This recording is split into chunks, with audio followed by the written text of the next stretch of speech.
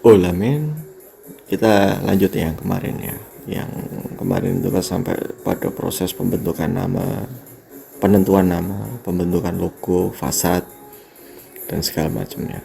Pokoknya yang urusannya sama fisiknya Tempo lah ya. Sekarang kita masuk ke ini aja deh, part ke posisi Emma. Apakah dia sekretarisnya Pascal atau dia cuma ikut-ikutan ataukah dia memang benar-benar owner secara legal ya. Tempo itu secara de facto punyanya Pascal, bukan punya siapa-siapa.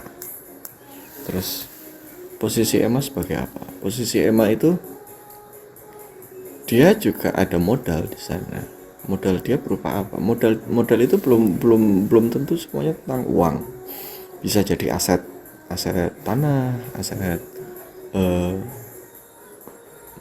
benda bergerak, atau aset benda cetak, atau apapun itu bisa masuk modal. Nah, Emma itu waktu kita bongkaran proyek, kita tuh nggak ada mobil sama sekali. Kita mau mau buang bekas bongkaran, buang sampah proyek itu kemana kalau nggak ada mobil? Masa iya kita taruh di situ toh? Jelas nggak mungkin. Nah, emang ada mobil nih, punya adik nih, punya si Fajar itu, kita pakailah itu. Ya itu kan sudah masuk ke modalnya dia, orang kita pakai, bukan kita pinjem. Toh juga itu nanti masuk masuk masuk jadi inventaris mobil pertamanya Tempo.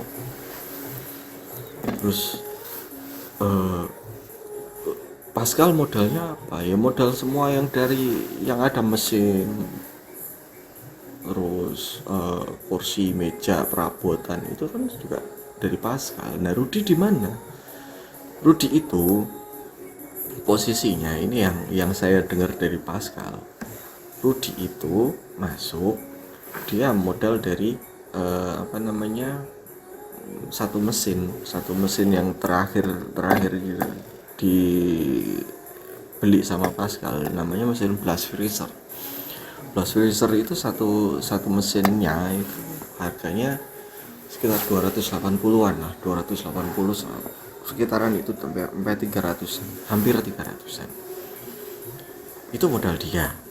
Cuman modal itu masuk, tapi bukan nggak ada hitam di atas putihnya. Jadi itu berdasarkan gentleman agreementnya antara Pascal sama Rudy. Rud, aku pinjem, engkau duitnya tak balik no, tak tambahi. Jadi narasi Emma sekretaris yang dikasih komisi 10% itu omong kosong. Emma itu punya modal di sana. Terus kenapa kok dilegalkan sama isi Emma tanpa izin? Loh, ini loh rek, bule itu, BNA itu tidak bisa punya aset usaha di Indonesia, itu tidak bisa. Kecuali dia pakai PMA. Nah, urut-urutannya di Tempo itu ada dua. UD dulu, baru PT. Yang sering digembor-gemborkan sekarang ini kan PT-nya. UD itu awal mulanya di Tempo Prawiro Taman itu pakai UD Bangun Jaya. UD ini kan kalau misalnya kita belanja barang dari supplier itu kan nggak bisa eceran satu satu. Kalau misalnya beli susu deh, nggak mungkin satu kotak kecil, apalagi untuk diproses jadi es krim. Itu nggak mungkin cuma satu kotak kecil, itu mesti belinya 50 karton, 40 karton. Nah, untuk menaungi itu, untuk menaungi pembelian secara partai besar kayak gitu, itu kan butuh butuh butuh satu badan. Dibentuklah UD. Kalau apa jenenge, apa namanya, PT itu kan harus ada berapa modalnya tuh. Makanya itu kan di sama Ima didirikan UD dulu, karena Pascal Pascal dan Rudi ini kan WNA, nggak bisa mereka asal punya usaha di Indonesia itu nggak bisa. Terus kenapa kok logonya harus didaftarkan atas nama EMA? Pascal itu bukan orang yang senang sama birokrasi rumit, birokrasi yang rumit, bertele-tele itu nggak suka. Dia itu ngantri di cetakan aja nggak mau, apalagi ngantri birokrasi. Makanya semuanya diserahkan ke si EMA. Nah, hubungannya EMA sama Pascal ini sudah bukan lagi sekretaris kalau di Tempo. Ini sudah berdua ini sudah ownernya. Jadi kalau ngomong Rudy itu owner salah, Rudy itu founder mungkin iya, tapi kalau owner belum tentu ya, karena yang ada di datanya itu cuma 2 orang ini. Terus prosesnya Rudy masuk kapan? Prosesnya Rudy masuk itu ketika Jakal yang sekarang jadi Fore, Jakal yang pertama itu berdiri. Mulai proyek itu Rudy masuk. Rudy masuknya lewat mana? Tadi kan ada Udi. Nah, proses masuknya ini dia melalui PT PMA. 3 orang ini, EMA, Pascal, Rudy ini mendirikan PT PMA, Tempo Gelato Indonesia TGI, PT TGI. Terus apakah PT ini jalan? Enggak. Dari awal ini izinnya sudah ditolak. Kenapa ditolak? 1, izin prinsip. Izin prinsip itu masalah lingkungan. Dulu di Kasongan itu dapur utamanya itu kan di Kasongan. Kasongan itu bukan tempat industri, jadi tidak boleh didirikan satu pabrik. Itu sudah tidak bisa. Terus permasalahan kedua ditolaknya ini apa? Modal utamanya. Modal utama PMA itu berapa kalau mau tahu? 10 miliar.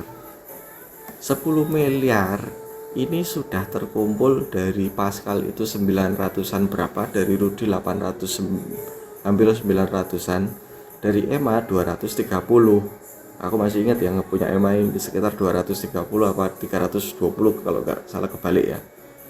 Ini sudah ada, kan masih belum ada 2 miliar, jadi masih belum ada 10 miliar. Ya jelas tidak bisa dong. Lah kalau gitu kenapa digembor-gemborkan? Dia dikasih ini, ya wong PT-nya aja nggak jalan kok sampai sekarang. Bahkan sampai rapat pembubaran pemegang saham itu aja nggak pernah nongol si Rudy. Nggak tahu kenapa dia. Jadi kalau ngomongin EMA sebagai sekretaris yang kasih komisi 10% itu omong kosong sekali itu. Terus apakah EMA itu mendaftarkan mereknya Tempo itu tanpa sepengetahuan alias nyolong? Ya saya dipikir logika wae. Pendaftaran merek ini kalau kalian cek di Ditjen Haki Tempo Gelato itu dimulai perlindungannya dari 2014 apa 2015. Cek aja kalau saya salah, saya mohon maaf. Dari 2015. Lah, ngebomnya berapa? Tahun berapa? Ngebomnya itu 2019 sebelum Covid. Saya masih ingat sekali itu. Dari 2015 sampai ke 2019 itu masih ada 4 tahun. Apa 4 tahun ini Rudy nggak ngecek? Kan konyol sekali. Logikanya di mana? Halo. Kalau misalnya saya punya merek, saya daftarkan, ternyata sudah didaftarkan orang lain, itu mana selang waktunya kok sampai 4 tahun, itu kan konyol sekali. Saya punya merek nih, ABC ini didaftar berdiri tahun 2015, saya daftarkan 2016. Harusnya sadar dong di tahun 2000, dalam jangka waktu 1 tahun ini harusnya sadar dong kok sudah didaftarkan. Harusnya mulai panik, mulai geger. Kenapa nunggu sampai 2019? Kan konyol itu. Wah, waktunya cukup. Kok disambung mana?